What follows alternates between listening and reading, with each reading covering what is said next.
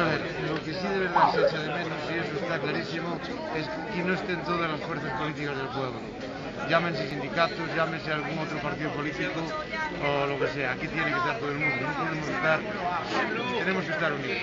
Tenemos que estar unidos en toda la comarca, no solo en las zonas. Que comentaba precisamente el alcalde que hay más transportistas. Van a salir, hay 2 o 3 autobuses preparados para el sábado. En Villalba sí estuvieron con nosotros aquí ayer y creo que va a venir incluso alguien aquí a encerrarse con los que quedan aquí y bien, por lo menos están empezando a despertar. ¿Cuántos transportistas? Ayer estaban preparados 50 o 55 para salir. Lo que pasa es que ahora se sumó muchísima gente a la marcha. No sé los que habrá ahora mismo, pero 55 o 60 sí hay transportistas. Los otros quedan aquí. Aquí quedan turnos de 12 horas y van a estar continuamente. Vale.